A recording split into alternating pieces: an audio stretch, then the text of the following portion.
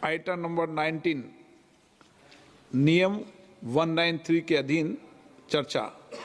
वामपंथी उग्रवाद से देश को मुक्त कराने के प्रयास पर चर्चा।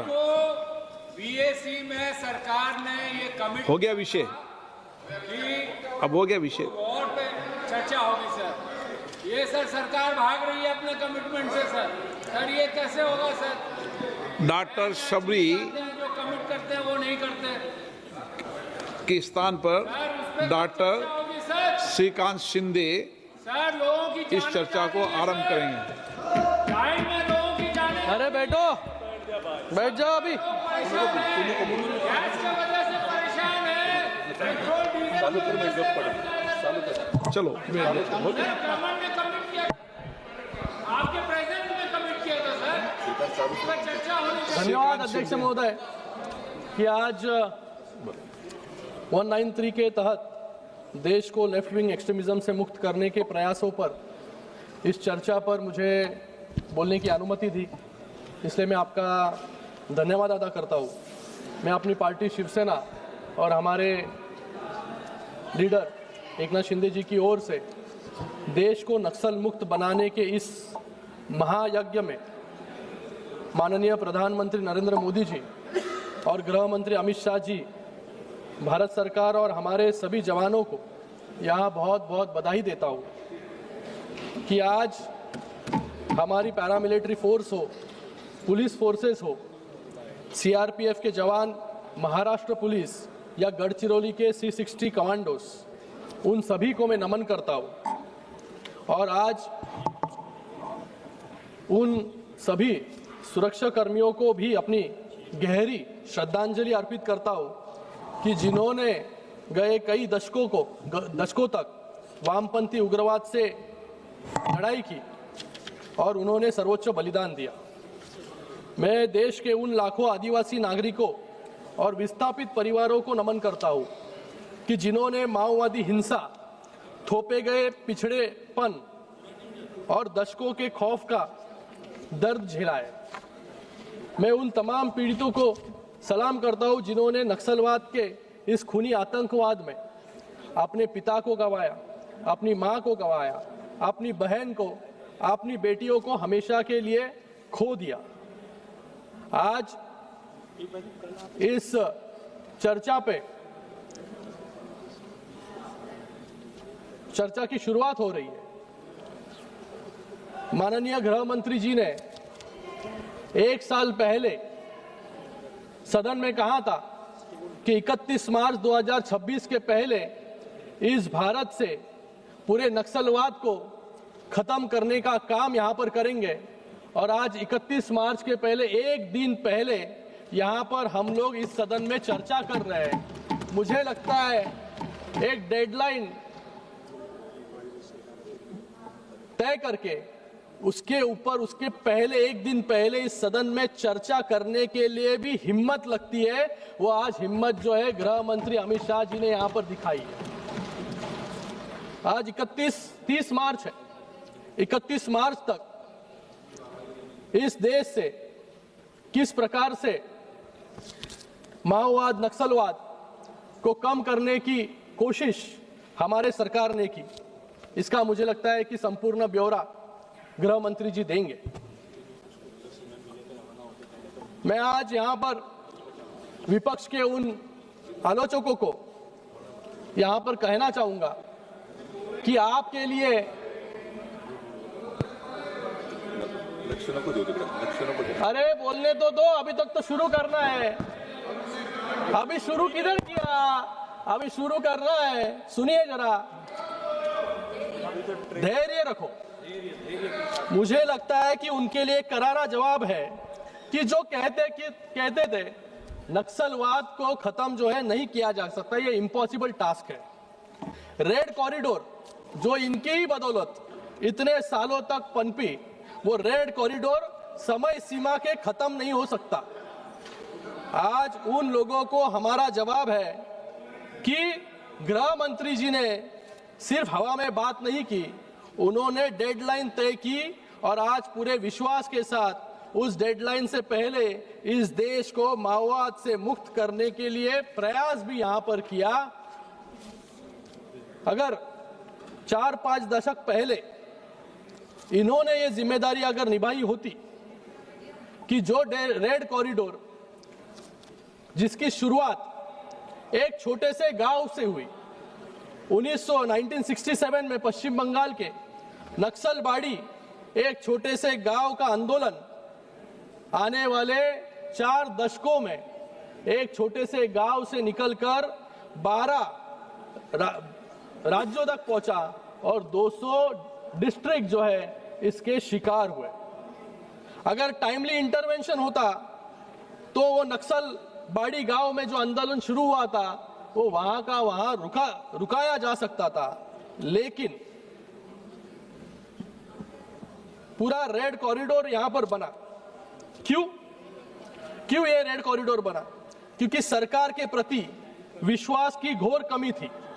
कांग्रेस सरकार ने उस समय आदिवासियों के लिए, पिछड़ों के लिए जो सुविधा देनी चाहिए थी वहां पर वो सुविधा नहीं दी, कुछ नहीं किया, जिसमें हमारे गरीब किसान और आदिवासी पिछड़े भाइयों को हथियार उठाने पर मजबूर होना पड़ा। वो समय था जब आदिवासियों पर अत्याचार होता था, उन्हें नक्सलवाद की आंख में झोंका जाता था, लेकिन आज यह समय है कि एक आदिवासी महिला आज देश के सर्वोच्च संवैधानिक पद पर राष्ट्रपति के रूप में विराजमान है। ये फर्क उनके सरकार के कार्यकाल का और हमारी सरकार के कार्यकाल का है। हमने आदिवासियों, दुर्बलों को, पिछड़ों का फिर से विश्वास वापस जीता है। हमने उनके हाथों से बंदूकें छीनकर उन्हें सशक्त किया है। आपकी सरकार ने अपनी मजबूरियों के चलते इस देश को रेड कॉरिडोर दिया, लेकिन मोदी सरकार ने अपनी मजबूत इच्छा शक्ति से रेड कॉरिडोर को खत्म किया और देश को ग्रोथ कॉरिडोर देने का काम यहां पर किया। जिस ग्रोथ कॉरिडोर में इंडस्ट्रियल कॉरिडोर हो, फ्रेट कॉरिडोर हो, इकोनॉमिक कॉरिडोर हो, डिफेंस कॉरिडोर हो, आज नया रास्ता दिया है। अगर उस समय की सरकार ने टाइमली इंटरवेंशन किया होता तो ये बीमारी वही खत्म हो सकती थी, लेकिन ऐसा नहीं हुआ, क्योंकि आपकी सरकार मजबूत नहीं, मजबूर थी। और आपकी मजबूरी क्या थी? लेफ्टिस्ट आइडियोलॉजी वाले दलों के साथ आपकी कोलिशन गवर्नमेंट आपकी मजबूरी थी। नक्सलिज्म से लड़ने में पॉलिटिकल विल की कमी आपकी मजबूरी थी।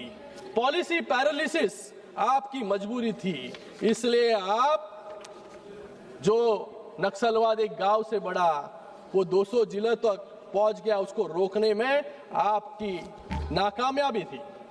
आपकी कमजोर नियत के कारण 45 साल पहले उठा हुआ आंदोलन 12 राज्यों और 200 से अधिक जिलों तक फैल गया और देश में एक रेड कॉरिडोर बन गया। एक समय था जब नक्सलाइट्स गर्व से कहते थे कि हमारा राज्य पशुपति से तिरुपति तक था। अध्यक्ष महोदय, विपक्ष की इन कमजोरियों का फायदा सिर्फ देश के भीतर ही नहीं बल्कि हमारे पड़ोसी मुल्क पाकिस्तान ने भी उठाया। वेस्ट बंगाल के डीजीपी 2012 में उन्होंने जब नक्सल प्रभावित इलाकों के chief secretary, DGP, SP, CP इनसे बात की, तब उन्होंने उसमें खुलासा किया कि माओवादियों ने ओवरग्राउंड रेडिकल्स और बैन हो चुके आतंकी संगठन सिमी के स्लीपर सेल्स के जरिए पाकिस्तान की खुफिया एजेंसी आईएसआई के साथ एक डेडली अलायंस बना लिया था।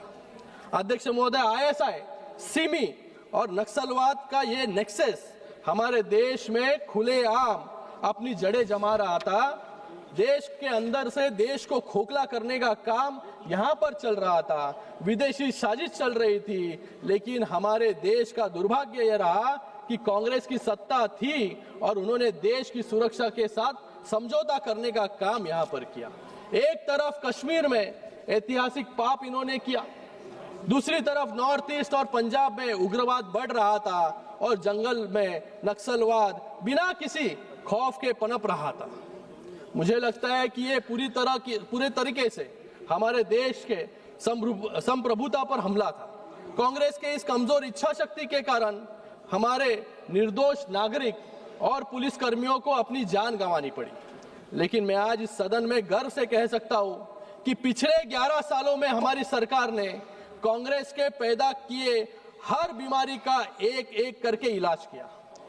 जिस कांग्रेस ने 2014 तक देश की इकोनॉमी को फ्रेजाइल 5 में धकेल दिया था, आज हमने उसी भारत को दुनिया की फास्टेस्ट 5 इकोनॉमी बना दिया। जिस कांग्रेस ने कश्मीर को पूरी तरह भारत का हिस्सा नहीं बनने दिया, उसमें से अनुच्छेद 370 हटाकर उस दीवार को हमेशा के लिए गिरा देने का काम हमारी सरकार ने किया। जिस कश्मीर के लाल चौक पर कभी तिरंगा फहराने के आतंकियों ने चुनौती दी थी, आज उसी लाल चौक पर तिरंगे को पूरी शान के साथ फहराने का काम हमारी सरकार ने किया। जिस कांग्रेस ने सालों तक महिलाओं के अधिकारों का हनन किया, आज उनके लिए नारी शक्ति वंदन अधिनियम हम ले आए। ट्रिपल तलाक खत्म करने का काम भी हमारी सरकार ने किया। जिस कांग्रेस ने राम मंदिर के निर्माण का विरोध किया, हमने सारी अड़चनें खत्म कर कर वहां पर बड़ा राम मंदिर बनाने का काम भी हमारी सरकार ने यहां पर किया।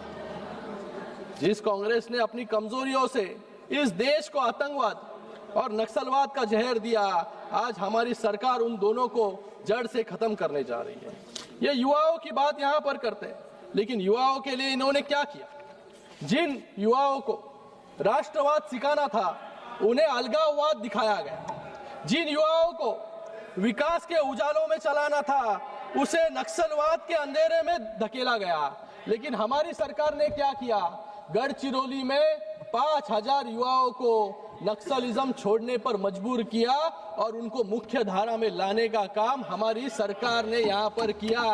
5000 लोगों को जॉब्स देने का काम हमारी सरकार ने यहाँ पर किया।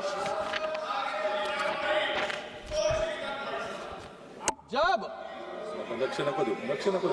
अरे तुम्हारी बात तुमने जो करके रखा हो तो सुनो, तो आप सुनने का धैर्य रखो। हमने जो किया वो भी बता रहे। पंजाब के आतंकवाद के लिए तुम्हारी प्रशंसा तुमने क्या किया? मैं यहाँ पर सुनिए माननीय सदस्य प्लीज, मैं यहाँ पर 2 दर्दनाक कहानी बताना चाहूंगा।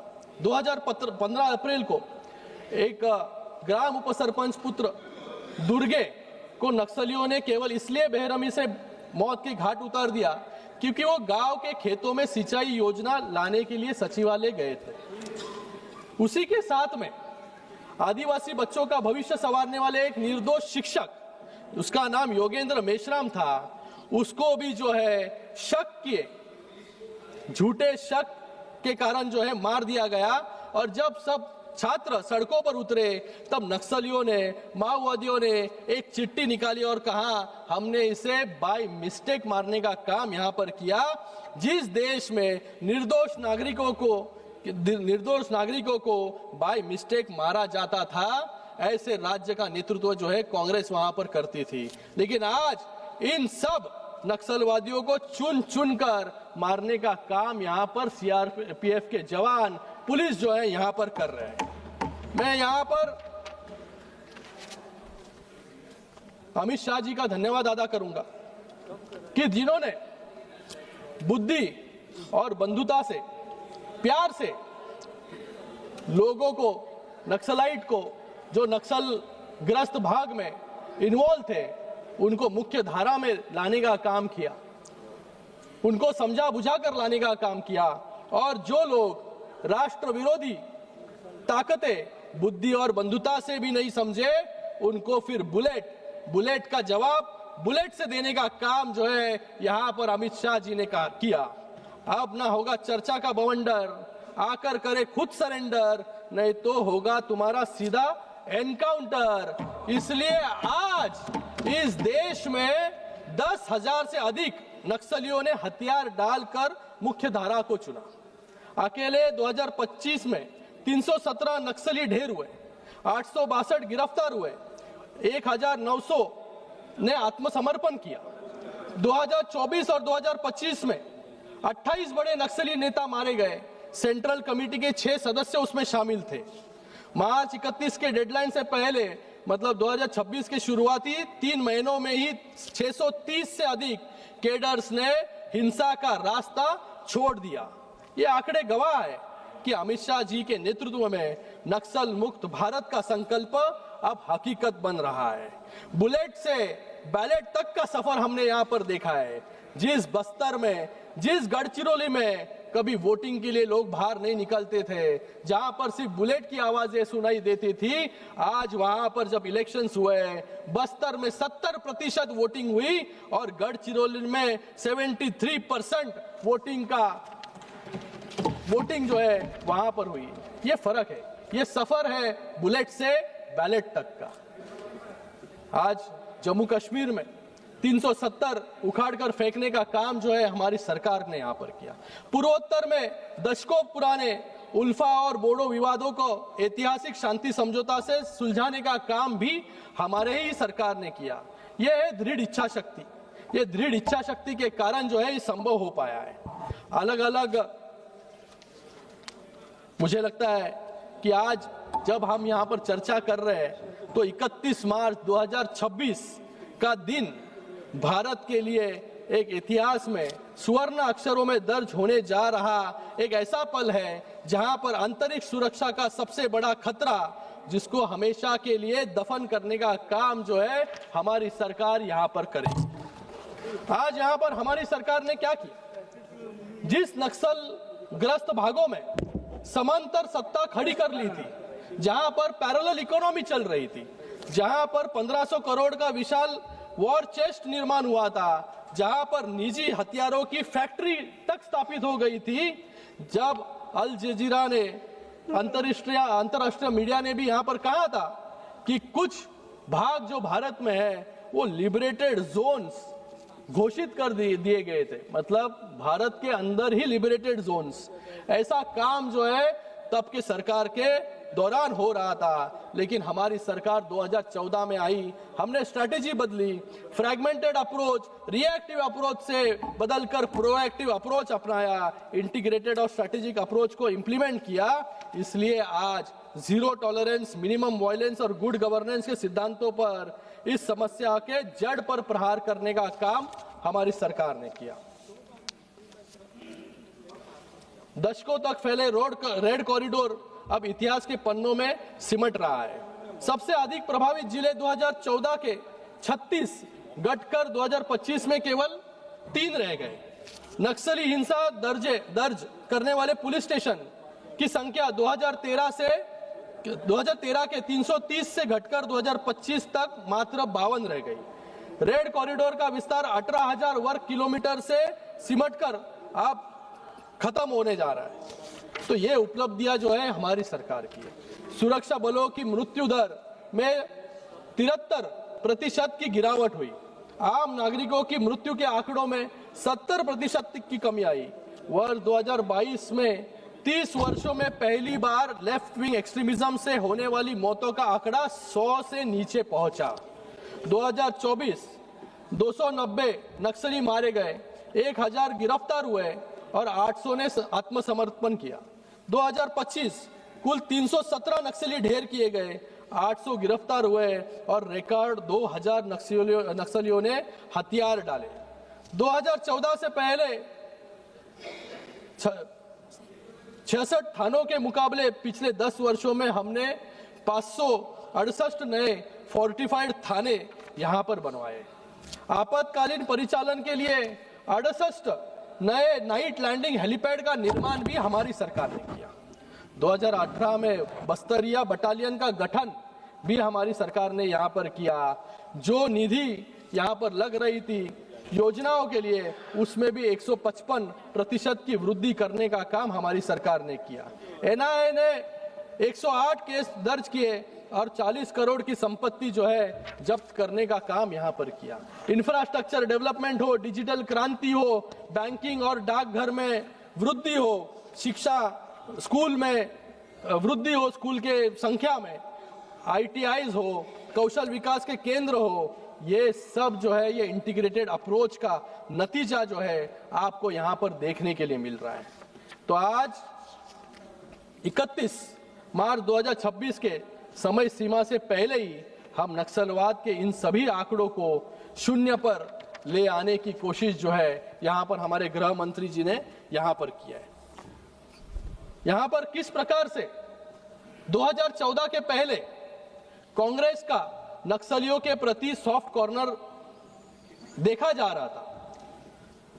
हमारी फोर्सेस ने जब खूंखार नक्सल कमांडर मडवी हिडमा को मार गिराया। ये मडवी हिडमा कौन है? जिसने 2010 में दंतेवाड़ में नरसंहार किया, जहां पर हमारे 76 सीआरपीएफ जवान मार दिए गए। 2017 में बुरकापाल में 24 सीआरपीएफ जवान मार दिए गए। वो इस नरसंहार का मास्टरमाइंड मडवी हिडमा है। तो इसको जब हमारी सरकार ने मारा, तभी इनके नेताओं ने क्या कहा? दिग्विजय सिंह ने यहां पर कहा ये फेक फर्जी एनकाउंटर यहां पर किया गया है। ऐसा स्टेटमेंट जो है इनकी सरकार में जो नेता थे, जो मंत्री थे, उन्होंने यहां पर किया। और झीरम घाटी ये सुन लो, अब ये सुन लो। झीरम घाटी, वो मेरे को स्पीकर साहब बताएंगे ऑथेंटिकेट करना है कि नहीं। झीरम घाटी आपके ही सुन लो, कांग्रेस के लीडर को मारा झीरम घाटी में, तब भी इनका स्टेटमेंट यही है कि ये फर्जी एनकाउंटर था। मैं यहां पर कहना चाहूंगा कि इनके नेता नक्सल संगठनों को मुख्य धारा के राजनीतिक दलों जैसा दर्जा देने की शर्मनाक वकालत भी इनके ही लोग जो है यहां पर कर रहे थे। इनकी एनएसी खुलेआम वामपंथी और नक्सली सोच को पालने पोसने का काम यहां पर कर रही थी। तेलंगाना प्रदेश कांग्रेस कमेटी टीपीसीसी के अध्यक्ष बी महेश कुमार गौड़, नाम लेकर बोल रहा हूं यहां पर, हमारे बहादुर जवानों की इस शौर्यपूर्ण कार्रवाई को भी फर्जी एनकाउंटर जैसे दिग्विजय सिंह ने कहा, वैसे इन्होंने भी कहा। और इन्होंने आगे जाके क्या कहा? Maoist commander should be respected. मतलब जो लोगों ने असंख्य लोगों की जान ली, लाखों लोगों की जान ली, उनको ये कहते हैं कि Maoist commander should be respected. ये इनकी नीति रही हमेशा। इसलिए रेड कॉरिडोर जो है 12 राज्यों तक बढ़ा, 200 डिस्ट्रिक्ट तक बढ़ा। 2000 से लेकर अब तक नक्सली हमले में 12,000 बेगुनाह नागरिक और जवान मारे गए। सिर्फ कागज का कोई आंकड़ा नहीं है ये, वो कांग्रेस की इसी खूनी राजनीति और मौन सम्मति के माथे पर लगा ऐसा कलंक है जिसे कभी नहीं धो पाएंगे। इसके विपरीत हमारी सरकार ने क्या किया? हमारे प्रधानमंत्री जी ने क्या किया? जो प्रधानमंत्री जी संघ प्रचारक भी रहे, जो नॉर्थ ईस्ट में ज्यादा से ज्यादा समय उन्होंने व्यतीत किया, पूरे देश में मुख्यमंत्री प्रधानमंत्री होने के पहले वो घूमे, उनके अनुभव के कारण जो नॉर्थ ईस्ट में उग्रवाद इंसर्जेंसी थी वो 64% कम हुई। सुरक्षा बलों की शहादत में 85% और नागरिकों की मौत में 86% की गिरावट यहां पर हुई। हमने एएनवीसी, एनएससीएन, एनएलएफटी, बोडो, कार्बी, यूएलएफए और 2024 के त्रिपुरा समझौता जैसे ऐतिहासिक कदम हमारी सरकार ने उठाए, हमारे प्रधानमंत्री महोदय ने उठाया। आज त्रिपुरा और मेघालय से एएफएसपीए पूरी तरह हट चुका है। अध्यक्ष महोदय, उनके 10 सालों में 16,000 से ज्यादा हिंसक घटनाएं यहां पर हुई, लेकिन आज हमारे गृह मंत्री जी के विजन के कारण, जो विजन है माओवादी मुक्त भारत, उस दिशा में जो है हम पहल कर रहे हैं। आज अलग अलग भारत के कोनों कोनों से लाल आतंक को मुक्त करने का काम जो है हमारी सरकार यहां पर कर रही है। जो 200 डिस्ट्रिक्ट प्रभावित थे, आज सिर्फ माओवाद जो है 3 डिस्ट्रिक्ट पर आकर सिमट चुका है। आज यहां पर मैं महाराष्ट्र से आता हूं, महाराष्ट्र पे भी बात करूंगा कि महाराष्ट्र के गढ़चिरौली और नंदुरबार में किस प्रकार से माओवादी नक्सलवादियों का संगठन जो है काम कर रहा था, किस प्रकार से ये पूरा इलाका जो है पिछड़ा था। 2004 से 2019 के बीच महाराष्ट्र में 1500 नक्सली हमले हुए, जिनमें 536 लोगों की जान गई। 2009 के दौर में तो स्थिति इतनी भयावह थी कि एक ही साल में 154 घटनाओं में 53 लोग मारे गए इस गढ़चिरौली में। लेकिन आज परिस्थिति बदल गई है। आज उसी गढ़चिरौली में जहां पर हमले होते थे, आज वो गढ़चिरौली जो है स्टील हब बनने जा रहा है।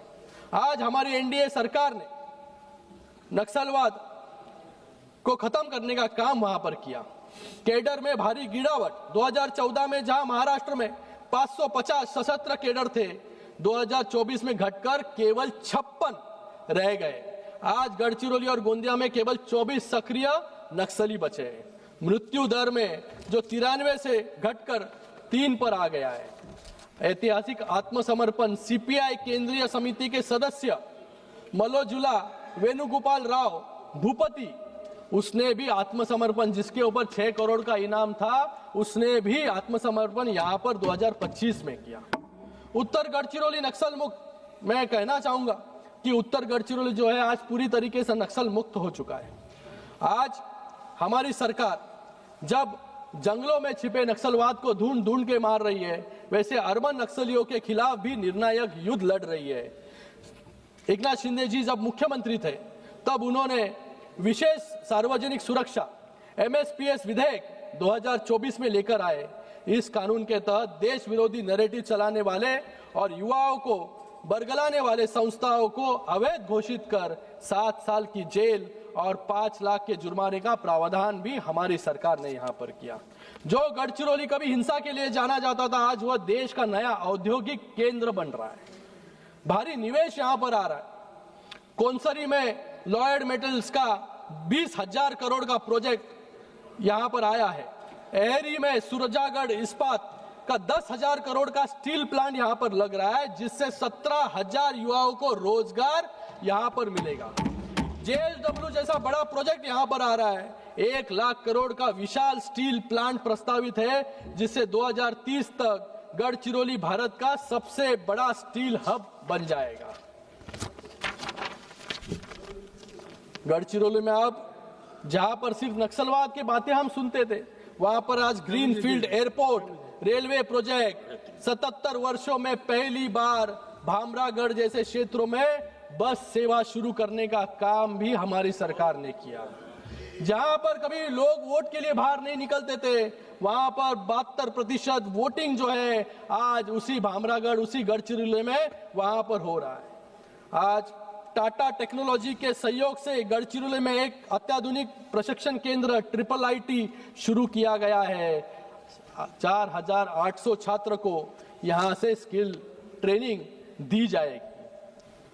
लाड़की बहन योजना जो हमारी सरकार ने महाराष्ट्र में शुरू की, उसका भी फायदा इस क्षेत्र में हुआ। जल जीवन मिशन के तहत 91% 91% घरों तक नल कलेक्शन यहां पर पहुंचा। तो जब गढ़चिरौली सिर्फ नक्सलवाद के लिए जाना जाता था, लेकिन आज हमारे राज्य के मुख्यमंत्री देवेंद्र फडणवीस जी हो, उप मुख्यमंत्री एकनाथ शिंदे जी हो, उनके नेतृत्व में आज गढ़चिरौली पूरी तरीके से नक्सल मुक्त होने के कगार पर है। जब शिंदे साहब गार्डियन मिनिस्टर थे तो वो गार्डियन मिनिस्टर थाने के थे, लेकिन उन्होंने गार्डियन मिनिस्ट्री जो है गढ़चिरौली की मांग के लिए, और 2019 से 2022 तक वो खुद जब गार्डियन मिनिस्टर थे तो 14 बार जो है गढ़चिरौली में खुद गए। वहां पर जवानों के साथ जो है दिवाली भी उन्होंने वहां पर मनाई और उनका हौसला बुलंद करने का काम वहां पर किया। और जब मुख्यमंत्री बने तब भी वो 4 बार जो है गढ़चिरौली जाकर आए। उसका नतीजा जो है आज गढ़चिरौली स्टील हब बनने के कगार पर यहां पर है, आपको देखने को मिलेगा। अंत में मैं यहां पर प्रधानमंत्री नरेंद्र मोदी जी का, गृह मंत्री जी का बहुत बहुत धन्यवाद अदा करूंगा कि उनकी मजबूत इच्छा शक्ति के कारण जो नक्सलवादी पशुपति से तिरुपति तक के खूनी सपने को सपना देखते थे, उसको बढ़ाने का सपना देखते थे, उसको खत्म करने का काम जो है हमारे गृह मंत्री जी ने यहां पर किया। हमारी सरकार ने यह अटल संकल्प किया है कि 31 मार्च 2026 तक इस देश के चप्पे चप्पे से नक्सलवाद को कंप्लीटली एलिमिनेट करने का काम जो है यहां पर करेंगे। आज मैं इस सदन में आपके माध्यम से एक अनुरोध करना चाहूंगा कि माओवाद के विरोध हमारे पुलिस और सशस्त्र बलों ने जो दशकों लंबी लंबी खूनी संघर्ष किया, आने वाली पीढ़ियों को उसका स्मरण रहे, इसके लिए इस देश में एक भव्य राष्ट्रीय स्मारक नेशनल मेमोरियल जो है यहाँ पर बनाया जाए। खत्म करो 1 मिनट में। और उसी के साथ में पाठ्य पुस्तकों में विद्यार्थियों को पता चले कि किस प्रकार से ये माओवाद जो है बढ़ा, नक्सलवाद बढ़ा, और किस प्रकार से हमारे गृह मंत्री अमित शाह जी के नेतृत्व में इस नक्सलवाद को खत्म करने का काम इस देश में हुआ, ये भी आने वाली पीढ़ी को जो है पता चलना चाहिए। तो मैं आज यहां पर इतना ही कहूंगा कि आज नरेंद्र मोदी जी और अमित शाह जी के नेतृत्व वाले कालखंड में ना रहेगा माओवाद, ना रहेगा जातिवाद, ना रहेगा आतंकवाद और ना रहेगा अलगाववाद। इस देश में सिर्फ और सिर्फ एक ही वाद रहेगा, वो है राष्ट्रवाद, राष्ट्रवाद और राष्ट्रवाद। मैं आज मेरा भाषण जो है कुछ पंक्तियों के साथ खत्म करना चाहूंगा, जो भारत के सुरक्षित भारत की सबसे बड़ी हुंकार है। हिंसा की दहशत मिटाकर शांति का नया सवेरा लाएंगे, हिंसा की दहशत मिटाकर शांति का नया सवेरा लाएंगे। इस देश के खिलाफ काम करने वालों का नाम, इस देश के खिलाफ काम करने वालों का नामो निशान मिटाएंगे। मोदी जी का नेतृत्व, अमित शाह जी का संकल्प और नए भारत की ललकार है। नक्सलवाद के वजूद पर ये भारत का अंतिम प्रहार है। धन्यवाद। इसी के साथ में मैं नरेंद्र मोदी जी का और अमित शाह जी का तहे दिल से धन्यवाद अदा करता हूं कि जो नक्सलवाद इतने सालों तक रेड कॉरिडोर बनकर पला बढ़ा, उसको खत्म करने का काम जो है हमारे होम मिनिस्टर अमित शाह जी ने किया। धन्यवाद बहुत बहुत। माननीय सदस्य श्री सप्तगिरी उलाका जी।